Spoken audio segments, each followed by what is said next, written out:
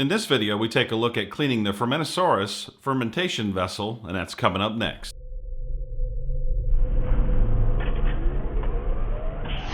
How's it going? My name's Brian. I'd like to welcome you to another video. If this is your first time here and you'd like to learn more about electric brewing, see how-to videos like this one and all sorts of other home brewing related stuff, consider subscribing. If you do, don't forget to hit the bell so you won't miss a video when it comes out. I really like my Fermentasaurus. I recently did an NE IPA in it, and it came out great. Low oxygen transfer, fermenting under pressure. The whole process with the Fermentasaurus with the pressurization kit was awesome.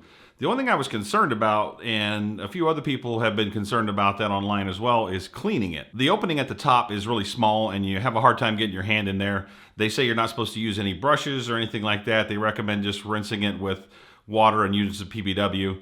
Now, I wanted to do that, but the thought of filling the Fermentasaurus all the way up with like 5 gallons of water and the amount of PBW that it would take to get the proper solution for cleaning is a lot of PBW and a lot of water.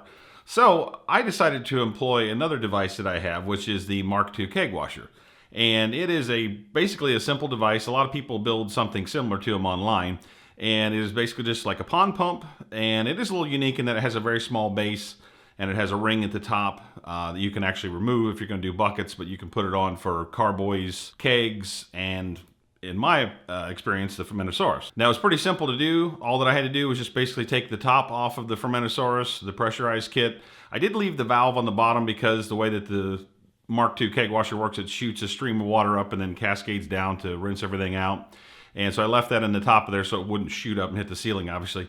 And I was concerned about whether or not the spray would actually lift the Fermentasaurus vessel, but I think with the valve on the bottom, it didn't have any issues at all.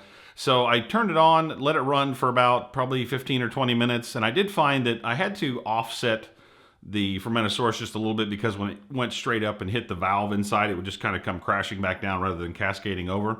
And the other thing that did was it caused the spray inside to kind of be channeled in one area. So I did have to turn it a few times throughout the process, but it came out super sparkling clean. I sit there and watched it for a while, and I was seeing all of the bits of hops and the yeast and everything falling off. So overall, I think it's really, really nice. You can make one of these DIY. I bought it just because it's so low profile, it's so compact. I'll leave a link down in the description for the device. It's actually like $100. You can probably make one a little bit cheaper, but for the compact portability of it, as well as it has a lot of different attachments to it, of which I've lost most of them. But the one attachment that I do like on it is the ability to rinse your liquid line on your kegs, and I also use it to rinse the liquid pickup tube line on the Fermentasaurus lid. So I just hook that up and then let the water circulate, the PBW water mixture circulate through it. All in all, I'm really happy with the Fermentasaurus as well as how easy it was to clean using that device. If you'd like to see my video of initial thoughts on the Fermentasaurus and complete overview of it, click or tap the screen right here.